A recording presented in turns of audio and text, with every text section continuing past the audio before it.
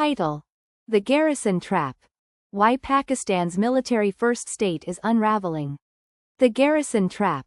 Why Pakistan's military first state is unraveling. Abstract. Recent waves of violent civil unrest across Balochistan, Pakistan-occupied Kashmir, Pak, Gilgit-Baltistan, Sindh, and Khyber Pakhtunkhwa, KPK, have triggered familiar geopolitical narratives. While political rhetoric often frames these crises through the lens of external proxy warfare or imminent border realignments, a deeper philosophical, structural, and game-theoretic analysis reveals a far more systemic reality: the breakdown of the post-colonial state contract. This essay examines the genesis of Pakistan's garrison state, the formal game-theoretic traps that perpetuate peripheral extraction, the collapse of the two-nation theory, and why India's civilizational framework, driven by innate pluralism and practical common sense, successfully established a stable cooperative equilibrium. 1. The genesis of the garrison state, a country owned by its military. To understand why Pakistan operates as a nation owned by its military, rather than a military belonging to its nation, one must analyze the structural conditions present at its birth in 1947. Unlike states that developed militaries to protect their democratic institutions, Pakistan inherited institutional imbalances that inverted this relationship. Figure 1. Conceptual illustration of the garrison state versus democratic development. Figure 2. Flowchart of colonial inheritances and institutional inversion. 1. The British colonial footprint, martial races, and feudal alliances. The British Raj viewed the northwestern regions of undivided India primarily as a security buffer against Imperial Russia. Under the martial races doctrine, colonial recruitment heavily favored specific groups from West Punjab and the Pashtun belt. Institutional asymmetry. At partition, Pakistan inherited approximately 33% of the British Indian Army's military personnel and equipment, but only 17% of its financial revenue base and institutional bureaucratic capacity. The military was the only fully organized, disciplined institution in the new state. Preserving the feudal structure. To maintain rural control, colonial authorities rewarded loyal Punjabi and Sindhi landlords, zamindars and wadaras, with vast land grants. While post-independence India immediately enacted aggressive land reform laws, breaking the back of feudalism and empowering a rural democratic electorate, Pakistan's political leadership was dominated by those very landlords, who blocked land reform entirely. And, G.T. Pakistan inherited approximately 33% of the British Indian Army's military personnel, but only 17% of its financial revenue base.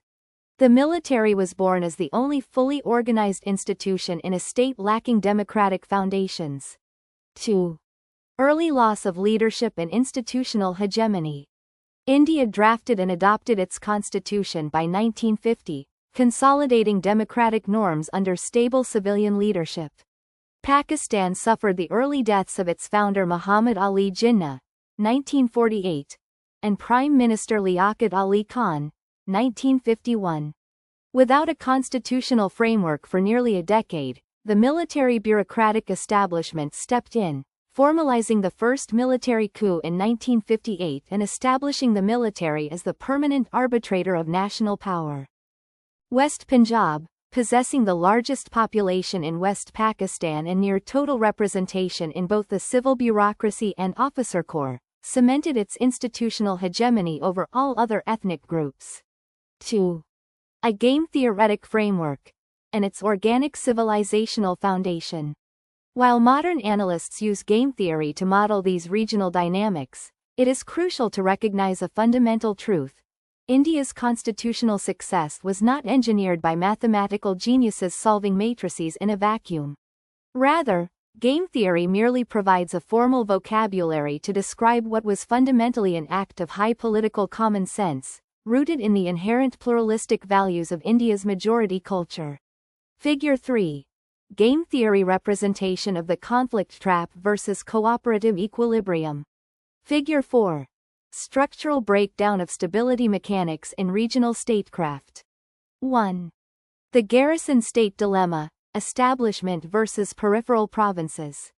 Consider a formal game played between a central military establishment, E, and a peripheral province, P, such as Balochistan or Pak.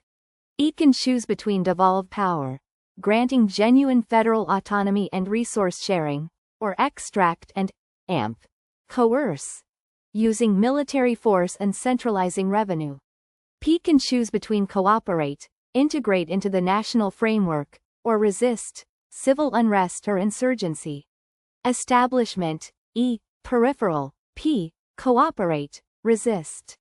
Devolve power, +3, +3, civic equilibrium, +1, +2, asymmetric autonomy. Extract and amp, coerce, +4 to 3, dominant exploitation, 2 to 4, suboptimal conflict trap. Figure 5. Flowchart of the conflict trap versus cooperative equilibrium. For an extractive military establishment, short-term payoffs favor coercion, locking the system into a 2 to 4 suboptimal conflict trap. And GT.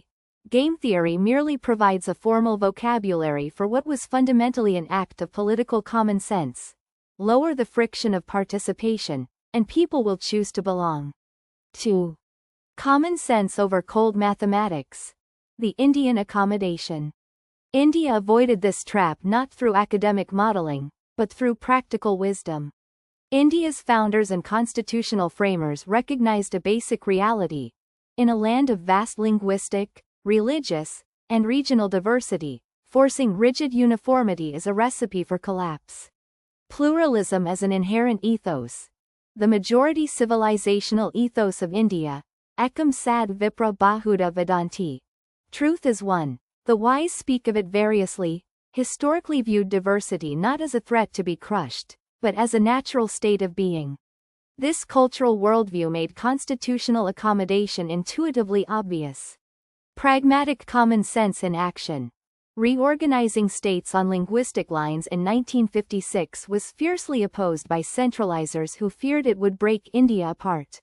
Yet, practical political leaders realized that letting people learn, govern, and thrive in their mother tongues would integrate them deeper into the nation. It was pure common sense. Lower the friction of participation, and people will choose to belong. By guaranteeing statutory revenue sharing, linguistic rights, and electoral mechanisms, India naturally established a stable cooperative equilibrium, +4, +4, proving that pluralistic values are the most pragmatic form of statecraft. 3. The collapse of the ideological pillar. The two-nation theory re-examined. The genesis of Pakistan's Garrison state directly exposed the foundational flaw of the two-nation theory. The premise that religious identity alone could synthesize diverse ethnic, linguistic, and regional groups into a stable nation-state. Figure 5. The structural collapse of the two-nation premise. Why the theory failed Pakistan. 1. The fallacy of the religious monolith. Religious solidarity proved incapable of overriding economic exploitation and linguistic rights. The fatal blow occurred in 1971 when Bengali Muslims seceded to form Bangladesh, rejecting the hegemony of the West Pakistani military feudal elite. 2. Coercion over civic consent. Unable to build a unified civic contract, the central establishment relied on religious orthodoxy and military coercion to enforce national identity, re-tribalizing peripheral populations instead of integrating them. And GT. The creation of Bangladesh in 1971 proved that ethnic, cultural, and economic rights will always supersede abstract religious solidarity when tested by the realities of statecraft. Why the concept failed to destabilize post-independence India. India explicitly rejected the two-nation theory, adopting a pluralistic, civic national framework deeply rooted in its civilizational ethos, Vasudhaiva Kutumbakam. Constitutional accommodation. The Indian constitution recognized regional languages and established a federal structure that absorbed sub-national aspirations. Democratic shock absorbers. Grievances were processed through elections, local governance, and judicial redress rather than militarized suppression. Civic inclusion. India's secular democratic framework ensured its vast Muslim population remained equal democratic stakeholders, disproving the claim that South Asian religious communities required separate state apparatuses to flourish. 4. Sindh. Water deprivation, military corporate extraction, and demographic strain. In Sindh, the combination of feudal political structures and central military dominance manifests as hydro-hegemony, corporate land grabs, and fiscal drain. Water hegemony. Sindh, as the lower riparian state, routinely accuses upstream federal authorities of diverting Indus River waters, causing severe salinization and agricultural collapse across the Indus Delta. Corporate farming and AMP land allocations. Under initiatives like the Special Investment Facilitation Council, SIFC, tens of thousands of acres of state land in Sindh have been leased for army-backed corporate agricultural ventures, a move local peasant unions, Haras, view as institutional land grabbing. Fiscal extraction. While generating over 60 to 70% of federal tax revenues through Karachi, Sindh sees the bulk of its capital channeled toward central debt servicing and national defense rather than local infrastructure or flood relief. 5. Khyber Pakhtunkhwa, KPK. The security buffer and Pashtun resistance. In Khyber Pakhtunkhwa, KPK, the state apparatus operated for decades under a geopolitical buffer paradigm, turning the region into a staging ground for regional conflicts and counter-terrorism operations. Civilian cost. Decades of military operations generated mass civilian displacement, unexploded ordnance, and thousands of enforced disappearances. The Pashtun Tahaffuz movement, PTM, rising as a non-violent civil rights movement demanding accountability, landmine removal, and constitutional guarantees, the PTM was banned under anti-terrorism laws rather than engaged through democratic dialogue. Security vacuum. The resurgence of the Tehreek-e-Taliban Pakistan, TTP, leaves local populations caught between militant extortion and military operations, deepening the regional alienation from Islamabad. And GT. By banning non-violent civil rights movements like the PTM under anti-terrorism laws, the central state accelerates the disintegration of its own social contract across the frontier. 6. The peripheral extraction model. Balochistan, Pak, and Gilgit-Baltistan. Across Pakistan's remaining borderlands, identical structural mechanics apply. Balochistan. Natural gas, gold, and mineral extraction paired with mega infrastructure projects like CPEC have bypassed local populations, fueling armed anti-state resistance and civil rights marches against extrajudicial disappearances. Pak and AMP. Gilgit-Baltistan. Despite providing vital hydroelectric energy, residents face astronomical electricity tariffs, food shortages, and constitutional limbo, driving movements like the Jammu Kashmir Joint Awami Action Committee, JKAC. 7. Nationalism as the antidote to tribalism. In political sociology, the nation-state serves to help societies transcend fragmented tribalism by replacing clan allegiances with an abstract civic contract based on the rule of law and shared prosperity. Model, primary allegiance, mechanism of order, failure mode. Fragmented tribalism, kinship, clan, region, local feud and AMP. Custom, anarchy and AMP. Warlordism. Extractive security state, central elite, military core, coercion and AMP. Anti-terror laws, ideological fracture and AMP. Revolt. Civic democratic state, constitutional contract, universal rights and AMP. Rule of law, institutional friction, managed. When a state treats its provinces as resource colonies or security buffers while suppressing peaceful civil rights movements, it breaks the civic contract and forcibly re-tribalizes the population. 8. The gravity of prosperity. The prophetic assessment of Pak and Gilgit-Baltistan. The ongoing civil revolt in Pak and Gilgit-Baltistan lends remarkable weight to a series of strategic statements made by Indian Defence Minister Rajnath Singh.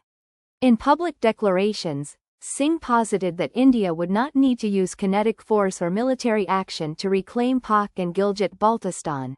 Rather, the economic contrast, civil freedoms, and infrastructure development on the Indian side of the line of control would naturally drive the local population to demand a merger with India on their own. Figure 6. Visualizing the gravity model of prosperity and stability. The gravity paradigm. Table content. Extractive crisis, Pak, civic stability, India. Astronomical power tariffs, structural inflation and AMP. Banning deprived autonomy, infrastructure scale, statutory fiscal federalism, universal constitutional rights. This assessment represents a shift from classical territorial irredentism to a model of economic and civic gravity. 1. Inversion of strategic kinetic action. Traditional state strategy relies on military invasion to alter borders.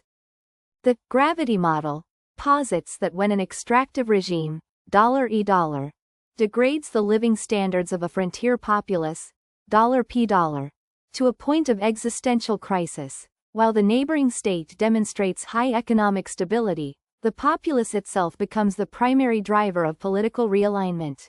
2. Development differential as a strategic tool. The rapid expansion of physical infrastructure, digital connectivity, and capital investment in Jammu, Kashmir, and Ladakh creates a visible standard of living gap. In Pak and Gilgit-Baltistan, where citizens pay exorbitant tariffs for power generated from their own rivers, the perception of being exploited by Islamabad accelerates the collapse of the central state's legitimacy. 3. The limits of coercion. As Rajnath Singh noted, residents of Pak are culturally and historically intrinsic to the region's heritage. Treating them as subjects under anti-terrorism laws rather than citizens creates an unbridgeable alienation, validating the prediction that time and economic trajectories favor a natural integration over military conquest. And GT. The gravity model posits that when an extractive regime degrades the living standards of a frontier populace to a point of existential crisis, the populace itself becomes the primary driver of political realignment. 9. Conclusion. The wisdom of the social contract. Pakistan's ongoing crisis across Balochistan, Pak, Gilgit-Baltistan, Sindh, and KPK is the direct result of an extractive garrison state whose institutional payoffs reward central coercion over federal devolution. Game theory helps us formalize this structural trap, but civilizational history provides the cure. India's enduring stability was built not on complex mathematical modeling, but on the simple, practical wisdom of respecting regional identity and honoring a pluralistic social contract. As economic and civic contrasts widen across the line of control, the prophecy that peripheral populations will ultimately gravitate toward dignity, economic stability, and constitutional rights becomes less a matter of political rhetoric, and more a matter of historical inevitability.